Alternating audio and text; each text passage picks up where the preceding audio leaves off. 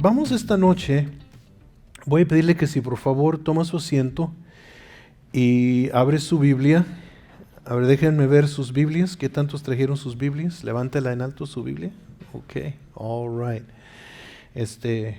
La persona que no tenga su Biblia, voltee y pregúntale, ¿dónde está tu Biblia? Ok, all right. Vamos a ir a Primera de Pedro capítulo 1. Y vamos a estar viendo principalmente de este capítulo 1 dos puntos que creo yo que el apóstol Pedro quiere comunicarle a la iglesia. Yo no sé qué tanto de ustedes saben lo que quiere decir la palabra epístola. Okay. Epístola esencialmente es una carta. Okay. Y estas eran cartas que los apóstoles escribieron a las iglesias de aquel entonces. Y algunas cartas eran específicas a una región, a las iglesias que estaban en una región, como los Gálatas, eran las iglesias que estaban en Galacia. A los colosenses eran para los cristianos, las iglesias que estaban en Colosa. Tesalonicenses era para los cristianos que estaban en Tesalónica. Y así, ¿verdad? Pero esta es una epístola universal. Esta es una epístola para muchos cristianos en diferentes lugares. El autor es Pedro, el apóstol del Señor Jesucristo, y todos conocemos la historia de Pedro de los evangelios, ¿verdad? Sus altas, sus bajas y todo lo demás que él pasó, ¿verdad? Cuando negó a Jesús 3 veces y luego cuando el Señor lo restauró, su tremendo mensaje que predicó el día de Pentecostés y 3,000 almas vinieron a los pies de Jesucristo. Vemos a través de la Biblia las altas, las bajas de este hombre. Era un hombre igual que nosotros, humano, con faltas y lo vemos muy expresado en la vida de él. ¿Creen que esta epístola se escribió alrededor del año 63? ¿Okay? Ya él era ya un anciano, como alrededor del año 63. El siguiente año, el año 64 o 65, fue cuando el apóstol Pablo dio su vida por el evangelio. Murió decapitado en Roma, y luego un poco después de eso también Pedro murió crucificado. Entonces la iglesia estaba bajo persecución, el imperio romano bajo el emperador Nerón estaba comenzando persecución y se estaba levantando persecución contra la iglesia. Estaban experimentando la iglesia persecución de dos lados, uno era del gobierno y el otro era del judaísmo, ¿verdad? El pueblo judío también se oponía al evangelio y luego el gobierno empezó a voltearse en contra del evangelio. El gobierno romano, el imperio romano era conocido por su tolerancia, era muy tolerante de las creencias religiosas de las gentes, pero aquí estaba cambiando el ambiente espiritual y se estaba volviendo ya en contra de la iglesia, ya estaba comenzando una persecución del gobierno en contra de la iglesia. Entonces ese es el mundo en el cual el apóstol escribe esta carta a las iglesias. Hay persecución, hay peligro, y quizás en algunos hermanos, ¿verdad? Hay un poco de desánimo. Dios, ¿por qué está permitiendo esto? ¿Qué es lo que está pasando? Entonces el apóstol escribe esta carta, su primer carta, porque luego después escribió otra. Y vamos a leer primero del verso 1 hasta el verso 13. ¿Ok? Ahí en su Biblia. ¿Está conmigo? Ok. Pedro, apóstol de Jesucristo, a los expatriados de la dispersión en el Ponto, Galacia, Capadocia, Asia y Bitinia. Eso es en varias regiones, ¿verdad? Elegidos según la presencia de Dios Padre, en santificación del Espíritu, para obedecer y ser rociados con la sangre de Jesucristo, gracia y paz os sean multiplicadas. Esa es la salutación, ¿verdad? ¿Qué tantos escriben cartas todavía? ¿Una persona? 2, 3 personas los que escriben cartas. ¿A qué tantos les enseñaron a escribir cartas? cómo escribir una carta. ¿Qué tanto de ustedes les enseñaron a escribir una carta? ¿Ok? Usted sabe que lo primero que pone en la carta es la salutación, ¿verdad? Y esto es lo que es en esta carta. Se los está saludando a los hermanos, a los cristianos, ¿verdad?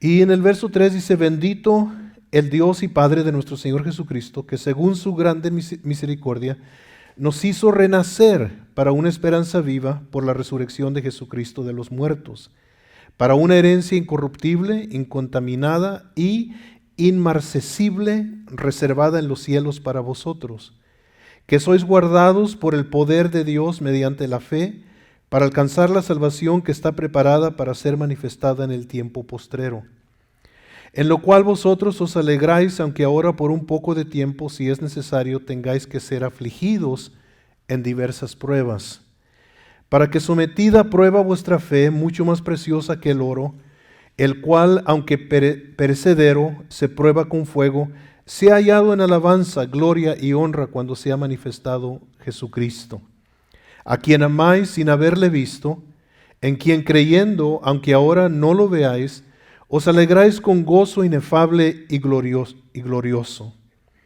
obteniendo el fin de vuestra fe, que es la salvación de vuestras almas. Y lo dice, los profetas que profetizaron de la gracia destinada a vosotros, inquirieron y diligentemente indagaron acerca de esta salvación, escudriñando qué persona y qué tiempo indicaba el Espíritu de Cristo que estaba en ellos, el cual anunciaba de antemano los sufrimientos de Cristo y las glorias que vendrían tras ellos. A esto se les reveló que no para sí mismos, sino para nosotros administraban las cosas que ahora os son anunciadas por los que os han predicado el Evangelio por el Espíritu Santo enviado del cielo, cosas en las cuales anhelan mirar los ángeles. Por tanto, ceñid los lomos de vuestro entendimiento, sed sobrios y esperad por completo en la gracia que se os traerá cuando Jesucristo sea manifestado. Hasta los primeros 12 versos, quiero que captemos este punto. ¿Qué está diciendo el apóstol? Porque dice bastante, ¿verdad? Dice una cosa y otra cosa y una cosa y otra cosa. Y si uno lo está leyendo, dice, what in the world is he talking about? ¿Qué es lo que está diciendo? Bueno, Pablo escribía en el mismo estilo, algo parecido. Decían bastante, revelaban mucho. Y entonces por eso es que cuando leemos la Biblia debemos de leerla no a prisa, sino poniendo atención. Si en verdad la lees una epístola como esta, pues puedes pasar 20 o 30 minutos meditando en un solo versículo porque dijo algo y luego otra cosa y luego otra cosa y luego otra cosa. Entonces lo primero que quiero que veamos aquí es que el apóstol Pedro quiere que los cristianos entiendan lo que se les ha dado. ¿Okay? Él quiere que los cristianos entiendan lo que se les ha dado. Porque hay muchos cristianos que no saben lo que es ser cristiano. Lo que envuelve acerca de qué es todo lo que recibes cuando vienes a Cristo. ¿Qué es lo que pasa? ¿Qué es lo que pasa delante de Dios? ¿Qué es lo que pasa en tu vida? ¿Cómo cambia tu futuro? ¿Qué es lo que te pasa cuando vienes a los pies de Jesucristo? ¿Qué sucede? ¿Qué es? ¿Nomás cambias de religión? ¿O comienzas a ir a la iglesia? ¿Qué es lo que verdaderamente pasa? Y el apóstol quiere que los cristianos entiendan lo que se les ha dado cuando vinieron a Cristo. Ok, en esto, lo primero que dice, vamos a regresar para atrás un poco, unos versos, y nos dice que el verso 2, si regresamos, nos dice que somos elegidos según la presencia de Dios Padre. En otras palabras, lo que está diciendo el apóstol es que la idea de que tú vinieras a ser hijo de Dios no originó contigo. No fue tu idea. El hecho de que tú seas cristiano no fue tu idea. Fue idea de Dios. Jesús dijo, ustedes no me eligieron a mí, yo los elegí a ustedes. Entonces, lo primero que quiere el apóstol que entiendamos nosotros es que el hecho de que somos lo que somos como cristianos no fue algo que originó con nosotros. Esta fue idea de Dios. Ahora, quiero que pienses en una cosa. Si tú fueras Dios, ¿hubieras escogido a alguien como tú? Piénsalo, ¿ok? Piénsalo. Si tú fueras Dios, ¿hubieras escogido a alguien como tú? Gracias a Dios que no eres Dios, ¿verdad? Porque si no hubiera escogido a alguien como tú, mucho menos hubiera escogido a alguien como yo. ¿Y dónde estaríamos entonces, verdad? Pero es lo primero que el apóstol quiere que entiendan los cristianos. Dios los escogió a ustedes. Esto nació con Dios. No es idea de ustedes. Esto nació con Dios. ¿Qué tanto saben que Dios es perfecto? ¿Que Dios no comete errores? ¿Que nunca se ha equivocado? Entonces, cuando Dios te escogió a ti, ¿se equivocó? Imposible. Imposible. Vaya conmigo, guardando este pensamiento en mente, a 1 de Juan, capítulo 1. Lo leímos el otro día, pero vamos a volver a leerlo. Juan capítulo 1, versos 12 y 13. Mire lo que dice la palabra de Dios. Mas a todos los que le recibieron, ¿quiénes son esos? Nosotros. A los que creen en su nombre, ¿quiénes son esos? Nosotros. Y se les dio potestad de ser hechos hijos de Dios. Les dio poder, derecho, autoridad de ser hechos hijos de Dios. A los cuales no son engendrados de sangre, ni de voluntad de carne, ni de voluntad de varón, sino de Dios. A los que lo reciben, a los que creen en su nombre, les dio poder, derecho de ser hechos hijos de Dios. ¿Sí? Y no fue la voluntad de un hombre, no fue la voluntad de alguna persona, más que la voluntad de Dios. ¿Ok? ¿Qué tantos de ustedes tienen papás que viven en otra ciudad? ¿Ok? ¿Y qué tantos de ustedes o tenían? ¿Okay? Y los visitaban o los visitan. ¿Qué tantos de ustedes los visitaban o los visitan? ¿Okay? Cuando usted llegaba a la casa de su padre, ¿tenía que pedir permiso para abrir la hielera? ¿Tenía que pedir permiso para agarrar un vaso de agua? ¿Por qué? Porque era hijo o era hija. Tenía derecho. ¿Qué tanto de ustedes tienen vecinos? Todos deben de tener, si no tienen, ¿verdad? ¿Dónde viven? Pero usted va a la casa de su vecino, se mete sin tocar la puerta y va y abre la hielera a ver qué tiene. ¿Por qué? No tiene derecho. Entonces la idea de que Dios te diera acceso a todo lo que Él tiene como un hijo fue de Él, no de nosotros. Y es lo primero que el apóstol quiere que entiendan los cristianos, que son hijos de Dios, pero fueron elegidos por Dios. No fueron elegidos por un hombre. ¿Okay? Hay gente que dice, no, pues yo soy cristiano porque voy a la iglesia. Pues entonces todas estas bancas son más cristianos que todos nosotros, porque nunca se van de la iglesia. No, Dios te escoge y nos escogió a nosotros. ¿No dan gracias a Dios? Vaya al libro de Gálatas, capítulo 3. Libro de Gálatas, capítulo 3.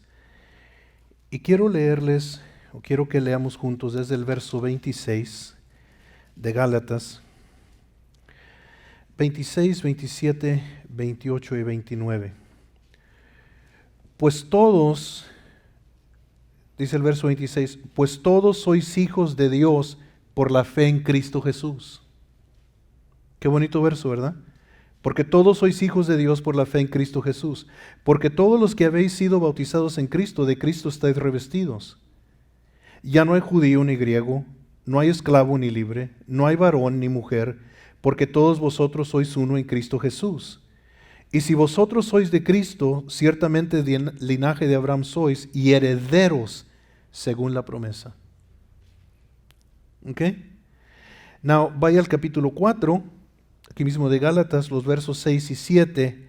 Dice, y por cuanto sois hijos, Dios envió a vuestros corazones el espíritu de su Hijo, el cual clama, Abba, Padre. Así que ya no eres esclavo, sino hijo, y si hijo, también heredero de Dios por medio de Cristo. ¿Ok? ¿Qué tanto de ustedes le decían a su papá padre? ¿Alguno de ustedes le decían padre a su papá? ¿Cómo le decían? ¿Cómo le decía usted a su papá? Me están hablando en lengua. Ok, alguien levanta la mano y dígame cómo le decía a su papá. ¿Cómo le decías tu papá? ¿Papá? Ok. ¿Cómo le decía esta hermana Nina? Papito. Ok. Connie, ¿tú? Pa. Ok, just pa. Ok. Isabel, ¿cómo me dices a mí? Me dices muchas cosas, yo sé. Ok, ¿quién más? ¿Cómo le decía a su papá? ¿Alguien le decía apá? Apá, ok. Tenemos esos nombres de cariño, ¿verdad? Tú no ibas con tu papá y le decías, oh padre. ¿Cómo deciste soy padre? Oh, padre mío. ¿Verdad? No, y decías, ¿cómo estás, papá? O lo abrazabas y le dabas un beso, ¿no? ¿Cómo estás, papito? ¿Verdad? Eso es lo que quiere decir Abba Padre. Es daddy, papito. Y no es un desrespeto, es una confianza y un cariño. Mi viejito, ¿verdad? Y nosotros que recordamos a nuestros padres que ya no están con nosotros, pues hasta nos dan ganas de llorar porque ya no tenemos esa bendición. Pero eso es lo que el apóstol quiere que entiendan los Gálatas. Dios te dio acceso a Él para que le digas papito, papi. Qué bonito, ¿verdad? Ok, vamos a Primera de Tesalonicenses capítulo 5. Ok, Primera de Tesalonicenses capítulo 5 y vamos a leer el verso 5. Ok, y es un verso muy bonito también. Dice, porque todos vosotros sois hijos de luz e hijos del día, no somos de la noche ni de las tinieblas. Qué bonito, ¿verdad? Ok. So, lo primero que quiere el apóstol Pedro que entiendan los cristianos, porque están bajo persecución, están sufriendo, quiero que sepan que son hijos de Dios y que Dios los escogió a ustedes. Ok. So, cuando empieces a lamentarte porque no tienes el mejor carro, no tienes la mejor troca, no tienes la mejor casa, no vistes la mejor ropa, acuérdate quién es tu papá. Y acuérdate el privilegio que tienes. ¿Ok? All right. So, este es lo primero que él quiere que entiendan. ¿Lo entendieron ustedes? ¿Sí? Ok, voltea a su hermano y dígale, yo soy hijo de Dios. ¿Ok? Dígale, de veras, con toda confianza, dígale, yo soy hijo de Dios. Amén. Amén. Lo segundo, si regresamos a Primera de Pedro, nos dice que fuimos engendrados nosotros para una herencia o una esperanza viva. Mire el verso 3. Bendito el Dios y Padre de nuestro Señor Jesucristo, que según su grande misericordia nos hizo renacer para una esperanza viva. ¿Ok? ¿Qué es tener esperanza? Esperanza es estar en expectación de algo. ¿Sí? Es lo que es tener esperanza, es estar en expectación de algo o tener una confianza de que lo que se te prometió se te va a dar. ¿Ok? Eso es tener esperanza. Una vez estábamos teniendo, fue cuando falleció mi madre, cuando mi mamá pasó con el Señor y tuvimos su servicio aquí en la iglesia. Y yo pasé al frente y les dije que nosotros como cristianos tenemos esperanza. Y luego pasó alguien después de mí y dijo, no, no es una esperanza, es una certeza. Pero es que no sabía lo que quiere decir esperanza. Porque una esperanza no es ojalá que. Una esperanza es una expectativa, una confianza. Y la Biblia dice que tenemos una esperanza nosotros como cristianos, una confianza. ¿Okay? Dios no nos va a fallar. Dios no nos va a abandonar. ¿Verdad? Y esto es algo que los cristianos necesitan aprender. Escuche lo que le voy a decir. Cuando tú falles a Dios, porque le vas a fallar, porque todos le fallamos. Cuando tú le falles a Dios, Él no te va a abandonar. Él va a trabajar contigo. Él te va a restaurar si lo dejas y Él te va a levantar. Pero Dios no te va a desechar cuando tú falles. Tenemos esta confianza, esta expectativa, esta esperanza. Pero la esperanza nuestra va más allá. La esperanza, la Biblia dice que lo que se ve, eso no hay que esperarlo porque ya lo vemos. Pero esperamos ¿qué? Esperamos un cielo nuevo, una tierra nueva. Esperamos algo mejor de lo que vemos aquí. Tenemos esa esperanza y dice que esa esperanza es viva, y lo que quiere decir eso es que esa esperanza vive para siempre. O sea, si Pedro aquí le escribió a esa iglesia, a esos hermanos, a esos cristianos, y les dijo que tenían una esperanza viva, esa esperanza no ha muerto 2000 años después que se nos escribe a nosotros. Esa esperanza está igual de viva para nosotros. Y tenemos esta esperanza viva. ¿Qué es lo primero? Somos hijos de Dios, quiere que sepamos. Lo segundo, quiere que sepamos que se nos dio a nosotros una esperanza viva. Now, déjeme preguntarle a usted, ¿qué esperanza tiene el mundo? Los que no conocen a Jesucristo, ponen esperanza en políticos, ponen esperanza en dinero, ponen esperanza en fama, ponen esperanza en gobiernos, ponen esperanza en tantas cosas. ¿Y qué pasa? Con el tiempo cambian. Con el tiempo el hombre falla, gobiernos fallan, el dinero se acaba. Pero la esperanza que nosotros tenemos es eterna y es viva. No se muere. ¿Ok? ¿Lo cree eso? Ok. Ojalá que se estén empezando a sentir bien. Que no son cualquier cosa. Que lo que se les dio es algo de mucho valor. ¿Ok? Voltea a su hermano y dígale, yo tengo una esperanza viva. Y luego, después nos dice, si seguimos leyendo, dice que tenemos una herencia, el verso 4, incorruptible, incontaminada y inmarcesible.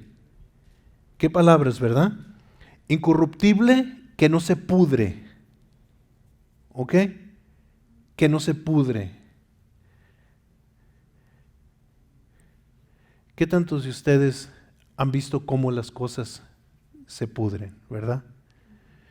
¿Sabe usted que hay una ley en el universo? No me acuerdo qué nombre le ha puesto la ciencia, pero la ciencia le puso un nombre a esta ley en el universo. Y la ley en el universo es que todo se está muriendo. Todo. Por ejemplo, usted y yo nos estamos muriendo. Físicamente, ¿verdad? Yo sé, no queremos. Vamos para que nos estiren el pellejo, para que nos pinten el cabello, para que nos torturen para perder 10 libras, ¿verdad? Y todo eso porque no queremos hacernos viejos. I'm sorry, te vas a hacer viejo. Busque a alguien joven a su lado y dígale, te vas a hacer viejo. Y si usted ya está viejo, dígale, te vas a hacer viejo. No se crea, no sé que no sea tan malo, ¿ok? All right. Pero estas bancas, no lo ves, pero se están acabando. Este edificio se está desgastando. Hasta el estacionamiento de concreto que está afuera se está acabando. Es una ley que existe en el universo. Todo se está muriendo. Tu carro se está haciendo viejo, Tu casa se está haciendo vieja, todo se está muriendo. Pero la Biblia dice aquí que lo que nosotros tenemos, la herencia que nosotros tenemos es incorruptible. Eso quiere decir que no se está pudriendo.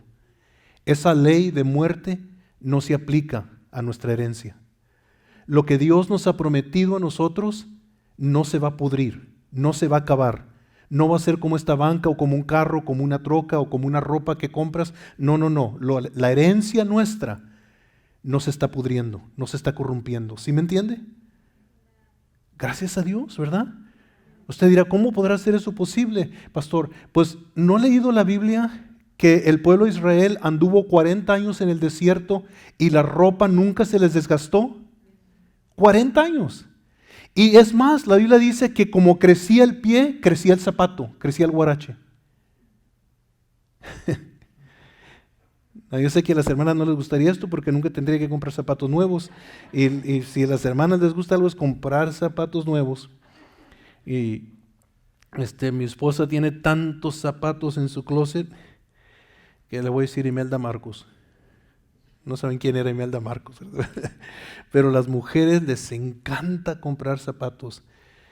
Cuando mis hijas estaban todavía solteras, fuimos de vacaciones a Florida, llevaban un beliz, no belicito, un beliz lleno de zapatos. Mis 2 hijos y yo llevábamos, yo creo, 2 pares de zapatos, quizás nomás uno, el que llevábamos puesto. Ellos llevaban un beliz. Y luego fuimos a la tienda y compraron tantos zapatos más que tuvimos que comprar otro beliz para llevarnos los zapatos para atrás. Pero la herencia que nosotros tenemos es incorruptible, no se va a pudrir. Gracias a Dios, ¿verdad? Gracias a Dios. Y luego nos dice no solamente que es incorruptible, nos dice que es incontaminada. Eso quiere decir que no está contaminada y no se puede contaminar. ¿Nunca has comprado tú algo o has tenido algo que no quieres que se ensucie? ¿Verdad? La herencia que nosotros tenemos no se puede ensuciar, es pura y va a guardar su pureza por toda la eternidad. La herencia nuestra es incontaminada. Y luego lo último que nos dice es inmarcesible. En inglés dice not fade away. Eso quiere decir que no se va a terminar, no va a perder su color, que es perpetua, ¿ok? No se va a acabar, ¿ok?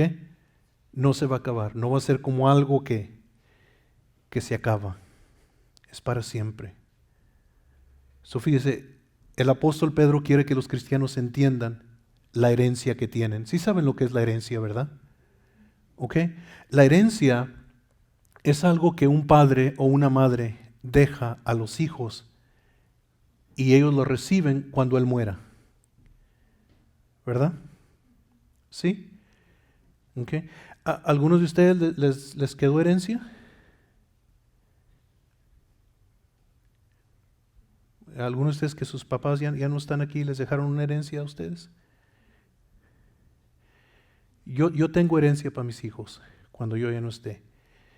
Isabel va a tener mis calcetines, Esteban va a tener mis camisetas, no se crean. Es verdad. Pero, ok. Si lees el Antiguo Testamento, y quiero que un día tomes tiempo para que lo leas, o si no, busca promesas del Antiguo Testamento. El Antiguo Testamento, sí sabes lo que es un testamento, ¿verdad? Un testamento es la herencia. El testamento del Padre, ¿verdad? Entonces, el Antiguo Testamento, en el Nuevo Testamento, Jesús recibió toda la herencia del Antiguo Testamento en Él. Todas las promesas en Cristo Jesús son en Él sí y en Él amén. Y cuando Cristo murió, y luego después resucitó, pero cuando Él murió, el testamento se puso en efecto para sus hijos. ¿Entiende?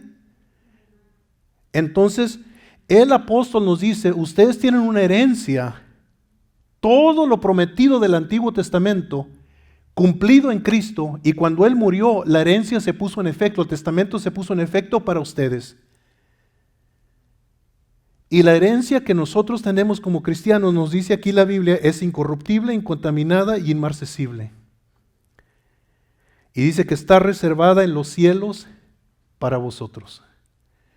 Cosa que ojo no vio, ni oreja oyó, ni ha subido en corazón de hombre, son las cosas que Dios tiene reservadas para los que le aman. ¿Okay?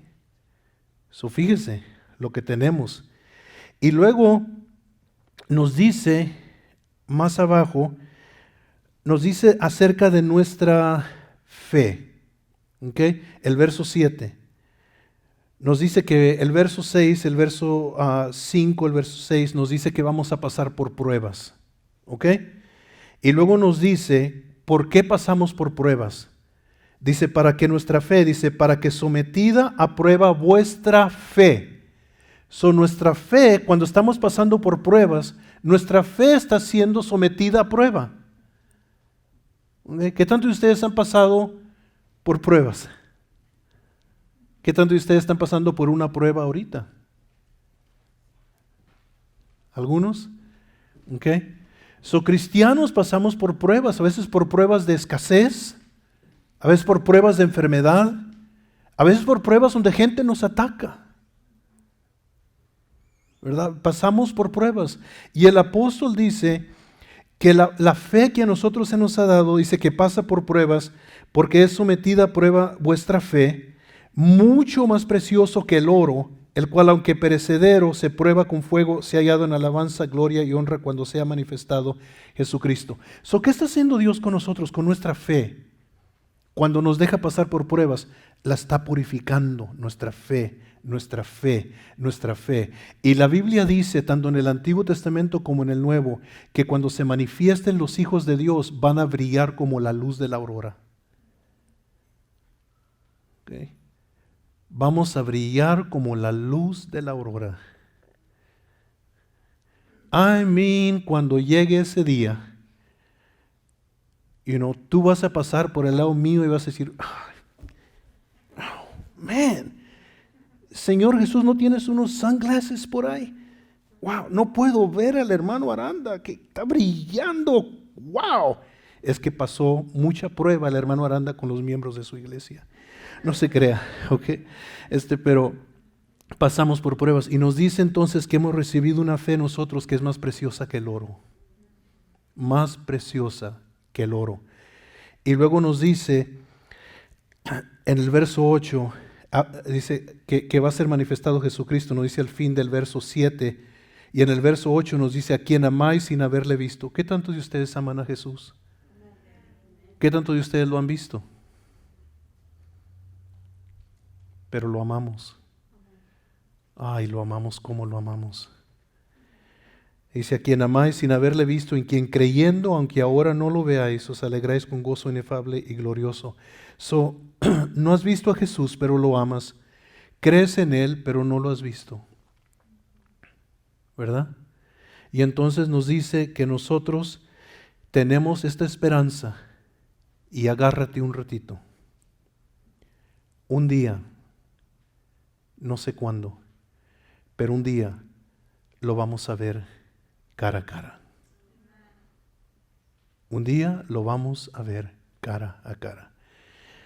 Mira, si lees la Biblia, especialmente como en el libro de Apocalipsis, y lees de la descripción del cielo, las calles en el cielo son de oro, pero un oro tan puro que la Biblia dice que es transparente. Y la Biblia nos dice que las puertas de la ciudad son perlas, que cada puerta de la ciudad es una perla. Y luego nos dice que tiene fundamentos de piedras preciosas. Nos dice que hay un árbol de la vida y un río de vida que corre desde el trono de Dios. La Biblia nos dice que hay millones y millones de ángeles que lo alaban día y noche. La Biblia nos dice que la ciudad resplandece con la gloria de Dios y no tiene necesidad de sol ni de luna para que la alumbren. Es hermoso, ¿no? No podemos ni imaginarlo. El apóstol Pablo, que fue trasladado al cielo, cuando él regresó, dijo, yo vi cosas que no puedo describirlas. Dijo, no hay vocabulario humano para describir lo que yo vi. Pero ¿sabes qué? Yo quiero ir al cielo no por eso. Yo quiero ir al cielo porque quiero ver a Jesús. Yo lo quiero ver. Lo quiero ver. Más que cualquier otra cosa en la vida. Lo quiero ver. Y si ahorita lo amo sin verlo, imagínate cuando lo veamos. Yo creo que lo vamos a ver y vamos a quedarnos con la boca abierta. Y vamos a decir como dijeron los samaritanos a la mujer samaritana. Le dijeron, cuando venimos creímos porque tú nos invitaste, pero ahora que lo hemos oído, no nos dijiste ni la mitad. Y por hermoso que creamos nosotros que es Jesús, cuando lo veamos, nos vamos a quedar sin palabras. Y lo único que vamos a lamentar es, ¿por qué no hice más por ti? Entonces el apóstol quiere que nosotros como cristianos sepamos que tenemos esta esperanza de un día verlo cara a cara. I can't wait, ¿verdad? De ese día. Y luego nos dice que en los últimos versos, en el verso 10 y 11 y 12, en esos últimos 3 versos, mira lo que dice. Los profetas que profetizaron de la gracia destinada a vosotros, inquirieron y indigentemente indagaron acerca de esta salvación. ¿Qué quiere decir esto? Que ellos estaban profetizando de cosas y ellos no entendían por completo todo lo que estaban diciendo. Jeremías, Isaías, Zacarías, Habacuc, ¿verdad? Ezequiel, Daniel, no entendían todo y dijeron, wow, esto que estamos profetizando es tan grande. Y es lo que nos dice los profetas que profetizaron de la gracia destinada a vosotros, a nosotros, de la gracia que estaba destinada a nosotros, ellos profetizaron. Dice, inquirieron y diligentemente indagaron acerca de esta salvación. Querían entender la salvación que nosotros íbamos a recibir. Dice, escudriñando qué persona y qué tiempo indicaba el Espíritu de Cristo que estaba en ellos, el cual anunciaba de antemano los sufrimientos de Cristo y las glorias que vendrían tras ellos. Ellos estaban pensando, ¿para quién serán estas promesas? El Espíritu de Cristo en ellos que estaba profetizando, y ellos estaban mirando esta salvación por gracia y el sufrimiento de Cristo por nosotros y luego su resurrección por nosotros, y ellos dijeron, ¿quién serán estas gentes por quien Dios va a hacer tanto? ¿Quién serán estas gentes que va a enviar a su propio Hijo para morir por ellos? ¿Quién serán? Nosotros, la iglesia. Son los profetas, se preguntaban. Y luego dice, a esto se les reveló que no para sí mismos, sino para nosotros administraban las cosas que ahora os son anunciadas por los que os han predicado el Evangelio por el Espíritu Santo enviado del cielo, cosas en las cuales los ángeles anhelan mirar o anhelan mirar los ángeles. ¿Okay? Lo que nosotros tenemos, la salvación por gracia que nosotros tenemos, los profetas del Antiguo Testamento no entendían exactamente todo esto que era para nosotros, porque ellos estaban bajo un sistema de ley. La gracia todavía no era revelada. Gracia es cuando se nos da algo que no merecemos.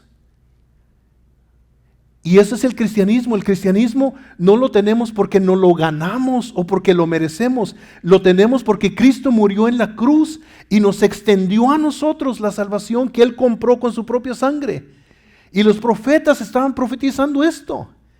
Daniel, que al Mesías se le iba a quitar la vida. Isaías, y de Isaías 53, el sufrimiento del Mesías. El salmista en el Salmo 22, el sufrimiento del Mesías.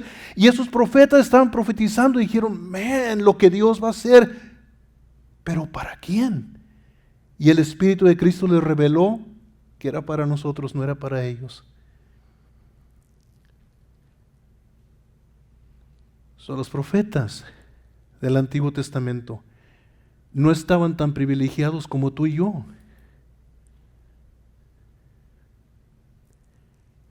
Y luego lo último que nos dice, en lo último del verso 12, dice cosas en las cuales anhelan mirar los ángeles. Esta salvación, los ángeles no la entienden. ¿Sabías eso? Que ellos lo creen, ellos lo ven, pero ellos no entienden la salvación. La idea aquí es una sombra de algo del Antiguo Testamento.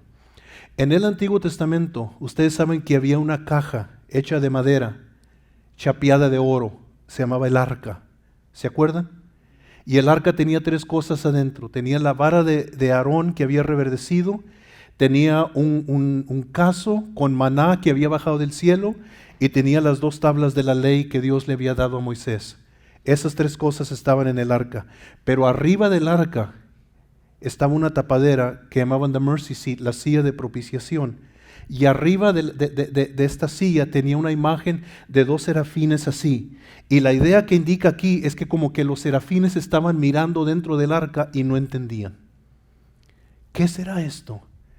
¿Qué significará esto? Y lo que significaba era la salvación de Jesús. El maná fue el pan que Dios les dio del cielo, ¿se acuerdan? Y Jesús dijo, yo soy el maná. Yo soy el pan que descendió del cielo.